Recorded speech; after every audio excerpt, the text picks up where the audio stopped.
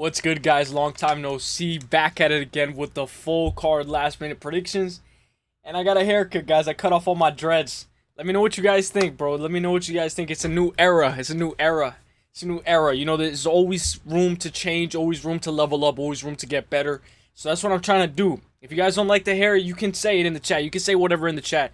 You can type it in the comments what you think. The first comment, you know, I look like white boy Carl with the braids. How do I look now? Let me know. Let me know.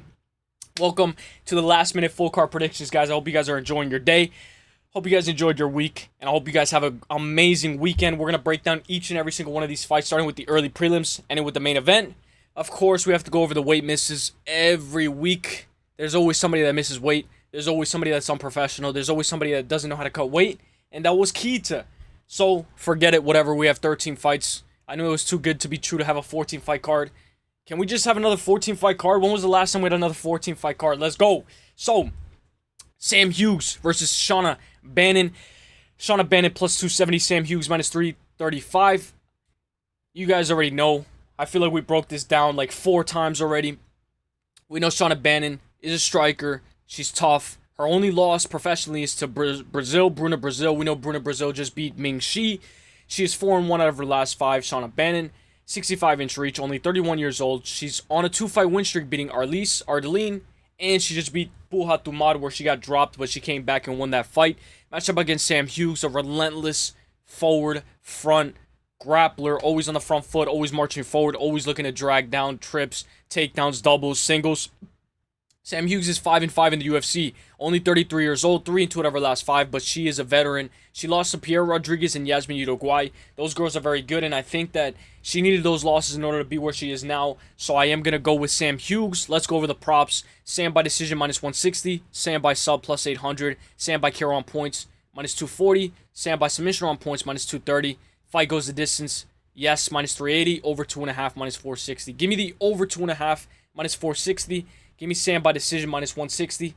Give me Sam by KO on points, minus 240. And Sam by submission on points, minus 230. Let's go. Turns a minus 335 into a minus 230. I will say, guys, Sam has never been a favorite, I believe, or like this big as a favorite. So there's a little bit of a red flag. You know, the rule of thumb, never bet the first fight. Nothing wrong with having her in a parlay, though. Don't go too heavy. Don't put all your eggs in one basket. But give me Sam Hughes for the dub. Let's go, Sam Hughes. Let's go.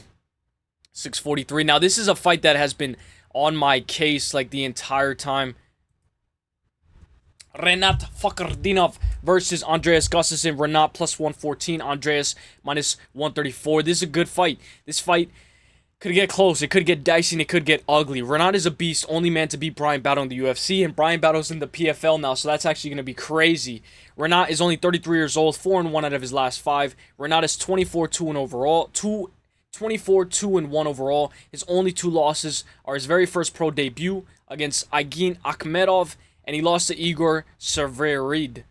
He lost to both of those guys by decision. Rinat has cardio, but as it goes on, he can get a little bit tired, and he does. He is known for losing that 3rd round. He throws with intent, but sometimes his head is down while he's throwing. You know, he's throwing with his head down. He's trying to just land. He's just trying to land.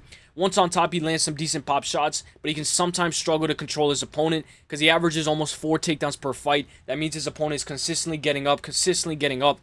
So, he's matched up against Andreas Gustafsson. Gustafsson is a guy who went full crazy his last time out. He said it himself. Gustafsson can wrestle as well. He is 12-2, and he can put violence. You know, Nicholas Dalby had Rinat on skates. I feel like Andreas Gustafsson can put the pressure and put it on him. Only 34 years old. Gustafsson is on a 4-fight win streak, beating Tony by KO, Dominic by KO, Pat Piblik by KO, and just beat Chaos Williams by decision. He's only in his 2nd UFC fight, and he's already fighting Rinat Fakhretdinov.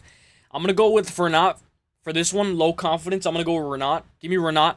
Gustafsson by points, plus 195. Rinat by points, plus 240. Over 2.5, minus 200. This fight goes the distance, yes, minus 156. Rinat by KO on points, plus 125. Rinat by sub points, plus 190. Let's go over it. Give me Rinat moneyline, plus 114. I'm going to take the over 2.5, minus 200. Give me Rinat by points, plus 240. I'm going to take this fight goes the distance, minus 156. And give me Rinat by KO or on points, plus 125. Let's go, Rinat. Low confidence. Let's go, my guy. Let's go. I will say, though, that fight's going to get dicey. Nothing wrong with skipping a fight as well.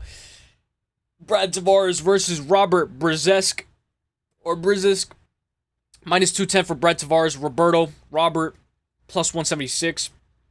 Brad Tavares has fought the who's who at middleweight. I said this before and I said this again and I will say it again. I feel like Brad Tavares should be in the Hall of Fame. I know a lot of people are going to be, kind of indecisive about that. Maybe he doesn't deserve the Hall of Fame, but I honestly believe that a guy like Brad Tavares should be in the Hall of Fame or should get rewarded for the due diligence that he's done and being a company man in the UFC. Considering how much time he spent in the UFC, the durability on Tavares has always been there, and he's always been consistent. Tavares has only been finished 5 times, all by KO. Tavares is 37 years old, 2-3 out of his last 5, with losses to Bruno Silva, Gregor Rodriguez, and most recently, Jung Young Park beat him by split. Tavares can go full 15, good low kicks, good 1-2, decent boxing. He's coming off of a great decision win over GM3, where I believe he defended 8 takedowns, matched up against Robert. Robert is a boxer, always marches forward, decent feints, decent jab. He can be open to a takedown. He made his UFC debut against Ihor Potieria. He had low volume output in that last time out. The pick is going to be Brad Tavares. Brad Tavares by KO on points, but I always say this, guys, eventually he's going to look old, and we just don't know when. I'm going to go with Brad Tavares, but we have to be prepared for, a little bit of a slower Brad Tavares, but I'm expecting the best Brad Tavares to show up. Brad by points, minus 105. Brad by KO, plus 450. Brad by KO on points, minus 210. Will this fight go the distance? Yes, minus 190. Over 2.5, minus 225. I love the over 2.5, minus 225. Give me Brad by KO on points, minus 210. And give me Brad by decision at a minus 105. Let's go Brad Tavares for the dub. Let's go, my guy. Let's go.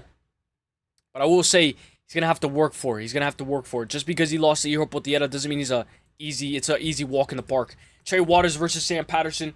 This is the only guy, I don't know. I think this is the tallest guy that Sam Patterson has fought. The guy that's actually taller than him. Sam Patterson minus 194. Trey Waters plus 162. 6'3" Sam Patterson is someone who I'm very well aware of now. Sam Patterson is huge for the division, can get cracked, can get tagged sometimes, but his bread and butter is when the fight hits the mat. Great submission specialist, always hunting for the sub. He got KO'd by Yanel Ashmush, but that was in a lower weight class. He's on a 3-fight win streak since then, beating Johan by rear naked choke, Kiefer Crosby by arm triangle, and Danny Barlow, he KO'd him. Matched up against Billy Ray Goff's, and I said this in my notes, but I don't really agree with it now. I said Billy Ray Goff's father. I just said that because I was trolling, but Trey Waters is also long for the division. Only has 1 loss professionally to Gabriel Bonfim by Von Flue choke. Trey Waters is 30 years old, 6'5", on a 3-fight win streak, beating Jalen Fuller by KO, Josh Quillen by decision, and he just beat Billy Ray Goff most recently. He has his hands low. He can be a little bit susceptible to getting hit and tagged because of his low hands. But so is Sam Patterson. Sam Patterson is not as defensively sound as you might think as well. Let's go over the props. Sam by sub plus 210. Sam by KO plus 500. He managed to KO Danny Barlow. Sam by KO or sub plus 110. Sam by submission on points minus 125. Under 2.5 minus 156. So in this case, guys, give me Sam Patterson money line minus 194. Give me the under 2.5 minus 156. Give me Sam by submission on points minus 125. And I'll go Sam by KO or submission plus 110. Let's go Sam Patterson for the dub. Let's go, my guy. Let's go. You're going to have to work for it, though, my guy. You're going to have to pull it out the fire. Now, this is a crazy, crazy fight. Crazy fight. Harry Hardwick versus Kyle Fernandes. Harry Hardwick plus 146. Kyle Fernandes minus 174. Welcome to the UFC, Harry Hardwick. I'm glad you're here, bro. And I always love a new addition to the UFC. I was very excited for Kita. But I think I'm very excited for Harry Hardwick as well. Win or lose, I'm excited to see him here. Harry Hardwick is taking this fight on super short notice. Shout out to you, Harry. Because if it wasn't for Harry, bro, we would have had 12 fights, bro. We would have had a 12-fight card because Kita can't make weight if his life depended on it. Harry is a Cage Warriors champion on an 8-fight win streak, can apply pressure, and is decently well-rounded. Harry is 13-3-1, matched up against Kyle Fernandes. Kyle is the reason Guram Kuzladze is cut from the UFC. Kyle's a great striker, beautiful takedown defense, great speed, great fight IQ, sleek BJJ. Kyle can get a bit flashy, but is an animal in the striking department. Kyle, only 2 losses come by decision. His most recent loss is by Mark Jacasey by split. And we know Mark Jacasey was cut from the UFC because of his boring, lackluster performances. I like Kyle Fernandes for the dub. Guys, in this instance, there was no props for this fight. Right now, as we're speaking, it's currently 3:33 p.m. on Friday. No odds. I only have the odds for the money line. So give me Kyle Fernandes money line minus 174. I was going to take maybe Kyle by KO on points. Maybe an over 1.5. Maybe Kyle inside the distance. I like Kyle to win this fight, guys. Give me Kyle money line. Let's not get fancy. Maybe it's a sign. I'm going to go Kyle Fernandes, minus 174. Just give me money line. Let's go, my guy. Let's go. Good luck, though, my guy. Marcin Tybura. Have you guys had Dave's Hot Chicken? Is it good? I'm not going to lie, guys. I feel a lot better without the hair in the back. You know, I don't have to keep on touching it up. I can just go, and I can lock in. Marcin Tybura, plus 108. Ante, Delija, minus 126. Marcin Tybura is a veteran. This is a rematch. I completely didn't know that the last time out, so I forgot to mention it, and I'm mentioning it now. Tybura fought Ante. The last time was an M1 challenge, 61. Marcin Tybura TKO'd him with a leg injury in round 1. I'm not going to take that into consideration at all because it's a completely new matchup, and they're completely two different guys. That last fight was 10 years ago. Ante Delija, welcome to the UFC. Former PFL athlete, 8-3 in the PFL, 4-1 out of his last 5. His only most recent loss is to Valentin Modalovsky by KO punches and knees. And a lot of people say Modalovsky doesn't have that much power. Ante has 11 KOs, 7 wins by sub, and 7 wins by decision. He is now in the UFC looking to make a successful UFC debut. It's just that he is 35 years old. He throws with intent. 6'5", but he is 35 years old, and Father Time does get to us all. Matched up against Marcin Tybura. Marcin Tybura is a true vet. I truly believe Marcin lost to Mick Parkin, but whatever. Tybura is 27-9 overall, 39 years old. Father Time has gotten to us all as well. 14-8 in the UFC, a true veteran at its finest. He throws, and set ups his takedowns against the fence, drags, trips, simple doubles or singles. He has a low 33% takedown accuracy, and he's going to need his takedown accuracy to be on point in this fight. I feel like Tybura eventually is going to look old, almost like the Brad Tavares situation where, you know, Tybura has looked good, and because of his recency bias, we're going to pick him, but that doesn't mean that he's going to win this fight. I feel like this is a way much more closer fight. Looking at it now, I understand why the odds are so close. Tybura's on a 2-fight win streak, beating Denise by KO and Mick Parkin by decision. Let's go over the props. I am going to go Tybura, guys. Low confidence. Delija by KO plus 170. Tybura by points plus 260. Tybura by KO plus 400. Fight doesn't go the distance. No, minus 174. Tybura by KO or sub plus 270. Tybura by KO or on points plus 110. I had to blow my nose. So, guys, give me Tybura money line. I'll go Tybura money line plus 108. Give me Tybura by points plus 260. I'm going to take this fight doesn't go the distance, minus 174. And give me Tybura by KO on points plus 110. Let's go, my guy Tybura, for the dub. Let's go. But you're going to have to work for it, my guy. And show him. Show him that you're a true vet. The old dog still got it. You can't teach a dog new tricks, but you can teach a dog how to scrap. 12:44. There we go. Oumar Sai versus Brendson Ribeiro. This is going to be a banger. Guys, I just found out Kyle Nelson versus Matt Frevola is going to happen, guys. Holy. At UFC Vancouver, Kyle Nelson versus Matt Frevola. Let me know who you guys got if you guys made it up this far in the video. Matt Frevola versus Kyle Nelson. That's a banger scrap. Oumar Sai minus 490. Brendson Ribeiro plus 380. I hate this fraud, Oumar. Who cares? Whatever. He lost to Alonzo Menefiel. A true freak of nature, genetically gifted, but he couldn't put everything together in his last time out. I think he needed that loss in order to be where he is right now. Alonzo Menefiel is the one that gave him his first loss. Oumar Sai is 6'4", only 29 years old, and it feels like he needed that loss in order to be where he is now. When Oumar Sai can start flowing, he's a dangerous striker, and he's a dangerous finisher. He has 8 finishes in his 11 wins. He was a minus 700 last time. I like his price tag now. I think it makes sense. Matched up against Brendson Ribeiro. Ribeiro is 29 years old, 17-8 overall, 2-3 out of his last 5. He's huge for the division. Brendson plus forward looks to find openings in the chaos. He has dangerous subs as well. Let's go over the props. Oumar Sai by KO plus 260. Sai by points plus 240. Sai by sub plus 220. Sai by KO on points minus 130. Sai by KO or sub minus 145. Sai by submission on points minus 155. Over 1.5 minus 148. So guys, give me Oumar Sai money line. Minus 490. Give me the over 1.5 minus 148. Give me Sai by KO or sub minus 145. And I'll take Sai by submission on points minus 155. Let's go Oumar Sai for the dub. Let's go, my guy. Let's go. And don't just stare at him like you did against Alonzo Menefiel, my guy. Please. Please, bro. Just actually fight this time. William Gomis versus Robert Ruchała. William Gomis minus 270. Robert Ruchała plus 220. William Gomis can be a little bit annoying to deal with, a little bit annoying to bet on. William Gomis is 14-3 overall. Only 28 years old. Still time to grow and improve. He has 4-1 out of his last 5. Most recently, he's coming off of a split decision loss to Haider Amil. I honestly agree. I think that it was the apex. You know, the 25% smaller cage didn't give him that much room to work. And he didn't really look that good on the back foot. And the way he was dealing with the aggression from Haider Amil didn't look that good.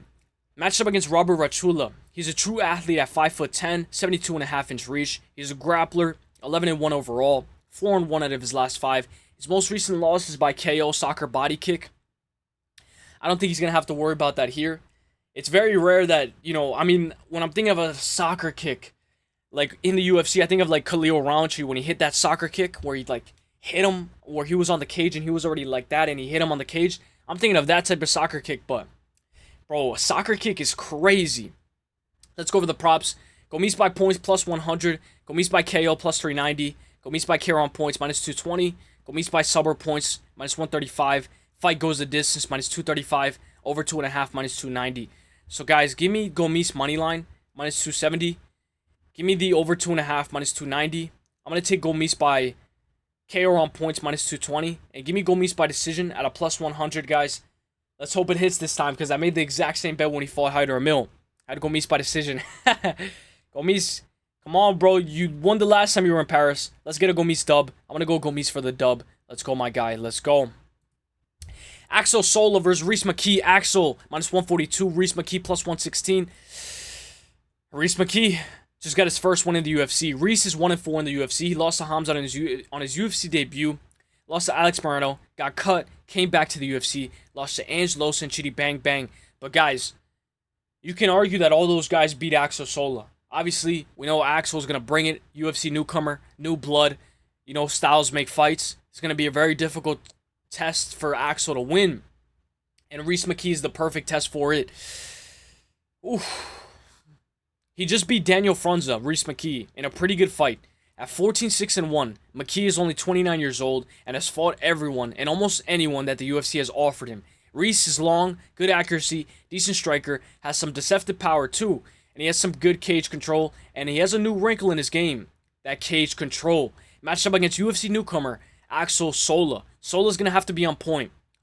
He's 27 years old, undefeated, but he did go to a draw with Dagir Imavov, and he got dropped, I believe, bad in that fight. Or he got wobbled or hurt bad in that fight. He's young, fast, decent boxing, excellent jab, hands good movement, great low kicks, a hole in the takedown defense. He needs to polish it a little bit more. He has good ground and pound, can wrestle offensively, speed will be on his side. He's a lightweight, stepping in on short notice, moving up to welterweight. Massive red flag, but I'm glad that he's here, and I'm glad that he accepted the fight. And guys, if we didn't have this fight, bro, we would have had like 11 or 12 fights. The guy being undefeated makes this fight even more harder for me to pick because I hate picking an undefeated guy. It feels like the undefeated guys are not meant to be in the UFC. They're meant to lose. The Jonas brother. Do I go with the Jonas brother or do I go with Rhys McKee? Who do I go with? Guys, I'm going to go with the Camp Rock. I'm going to go with the Jonas brother. Give me Axel Sola for the dub. Give me Axel Sola money line minus 142. Give me Axel by points plus 190. Give me Axel... Let's go with the props, actually. Axel by points plus 190. Axel by KO plus 380. Axel by KO on points minus 125. Fight goes the distance minus 134. Over 2.5 minus 166. Minus 168. Give me Axel moneyline minus 142. Give me the over 2.5 minus 168. I'll take Axel by KO, light sprinkle plus 380. And Axel by points plus 190. Let's go, my guy. Axel for the dub. Let's go. Let's go. 17-10, 17-10. Balahi Oki, and this girl again, bro. For the love of... Bro, the advertisement on women is crazy, bro. Forget it. Bro, this reminds me of Armin Saryukian, bro. Alright. Mason Jones versus Balahi Oki. Balahi Oki plus 108. Mason Jones minus 132.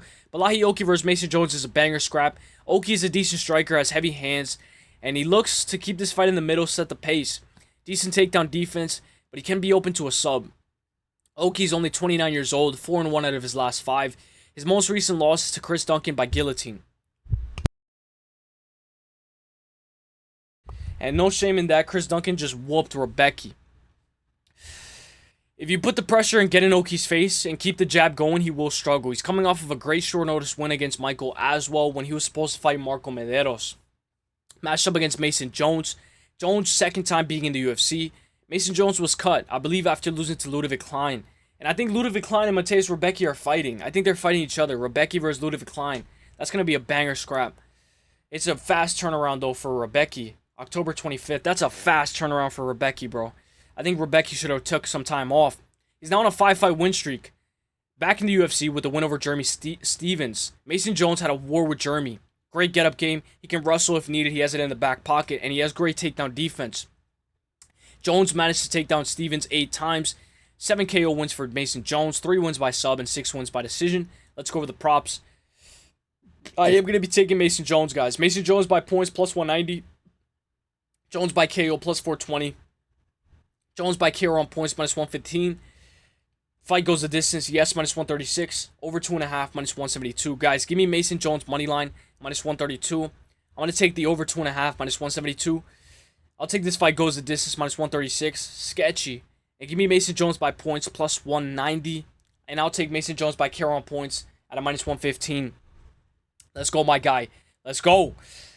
But, bro, this is going to be a sketchy fight. That's one of my most anticipated fights on the card. Paul Craig versus Modestas Bukauskas. Paul Craig always gets in the face. He always gets right in the face, and that's what I love to see. Minus 350 for Modestas. Paul Craig plus 265. Modestas is a beautiful striker. Modestas was cut from the UFC and is now back.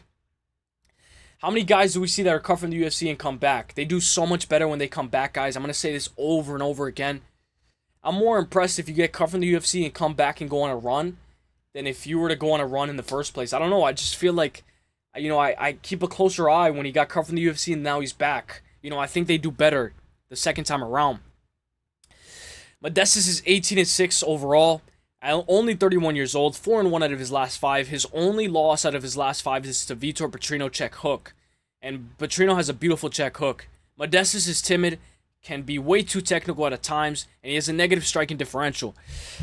But he has great takedown defense. Sorry, my leg itches. But he has great takedown defense, and he has heavy hands. Modestas has gotten so much better since then, since he lost to Khalil Roundtree. Matched up against Paul Craig. Paul Craig is 1-3-1 out of his last 5. He had a no contest with Bellato, the Oscar Award winner. Paul has lost 5 times by KO, twice by sub, and twice by decision. Paul Craig is the only man to ever submit Magomed Ankalaev. Paul is 9-9 in the UFC, 13 wins by sub. That's his bread and butter. Paul has terrible takedown accuracy, but let's say Modestas drops him and he follows his guard. That's Paul Craig's realm. Let's go over the props.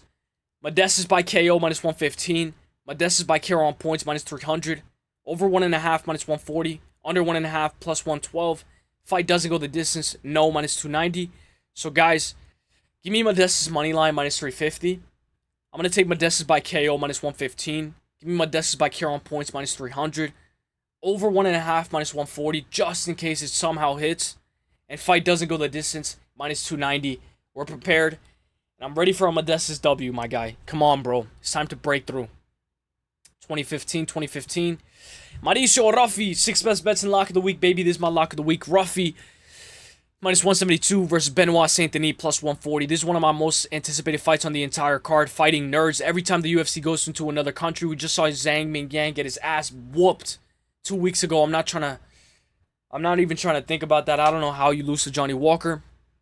Benoit Saint-Denis is 14-3 overall, 29 years old.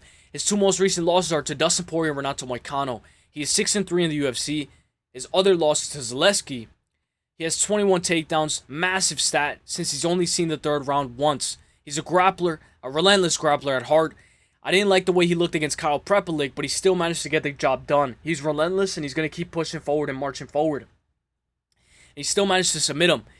BSD is all gas, no brakes. Like if you're putting a cinder block on a gas pedal, and it's just going. Matched up against Mauricio Ruffy.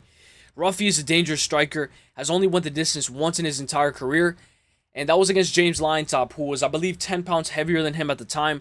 He is 3-0 in the UFC, heavy hands, heavy kicks, and I love the way he can manipulate. I love that word too as well. The way he can manipulate his opponents and manipulate the striking department, where he can manipulate his opponent into thinking that he's hurt, and then boom. And then when he's not looking, I saw him fight Islam Makhachev's training partner on Dana White Contender Series, and the way that he would dodge while looking in the same direction is a work of art, guys. I love watching Ruffy, guys. He's one of my favorite fighters to watch. He's coming off of a beautiful spinning back heel kick off of Bobby Green.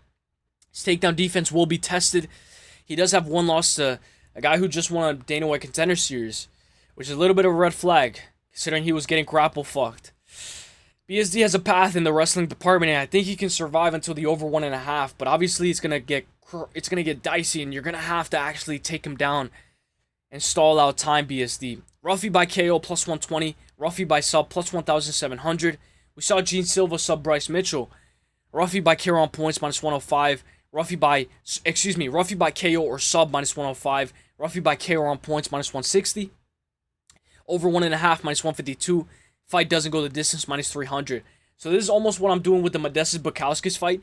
So guys, give me Ruffy money line minus 172. Give me the over 1.5 minus 152. Give me this fight doesn't go the distance minus 300. Give me Ruffy by KO on points minus 160. And give me Ruffy by KO plus 120. Let's go, my guy Ruffy, for the dub. Let's go. And I like that thing that he does where he punches the ground. It's like, I believe he got that from, I don't know if it was One Piece, but he got that from an anime. Let's go. Main event. Now, can somebody tell me, guys, are they recording with these glasses? Are they able to record with these glasses or nah? They're just glasses for show. Because I feel like when they both come out with glasses, the UFC offers them glasses, and I feel like these are the glasses that you can record with. Main event of the evening, boys and girls. Let's go. Comment 26-minute gang if you made it this far. Plus 110, Imavov, Kyle Borralho, minus 134. Main event of the evening, boys and girls. Here we go. This fight and the RDR fight are the both number one contender matchups. Depending on who wins in more vicious, more exciting, more brutal fashion. This should be a great main event, but I said that the last time was Zhang Mingyang and Johnny Walker, and that was the first Brazilian to win a main event as a massive underdog. Nasruddin Imavov is 16-4. I remember the day he lost to Phil Hawes. Man has gotten so much better since then. His only two losses in the UFC are Strickland at catchweight and Phil Hawes. And Strickland was about 20 pounds heavier than him. And to this day, Strickland is the only man that I've seen really hurt Imavov. Imavov is 29 years old, 6'3", a true technician at heart, beautiful footwork, great counter striking, and I like his style. He can wrestle as well, and he has cardio for a full 25. He has won the full 25 minutes twice against Delija and against Strickland, but he has been scheduled to go a full 5 rounds 4 times. Imavov has a hole in the grappling department. Brendan Allen was having success, and he took the back in the first round, controlling him. He was trying to grapple against Izzy, and he managed to KO Izzy, but he wasn't able to have success in the grappling department against Izzy in that first round. Matched up against BJJ specialist Kyle Borralho. Borralho is part of the Fighting Nerds. He has belts in both judo and jiu-jitsu. Kyle is 17-1. His only loss is by decision. He even had a grappling bout with Jalton Almeida, and I love that. Most recently, he was grappling Brendan Allen at Karate Combat 53. Kyle is 7-0 in the UFC, but we have seen him end up on bottom and on his back. I feel like that Armin Petrosyan fight was very close as well. Against Ghazi, it was a pretty close fight as well. Kyle looked amazing against Jared Cannonier. They both fought Jared, but guys, styles make fights.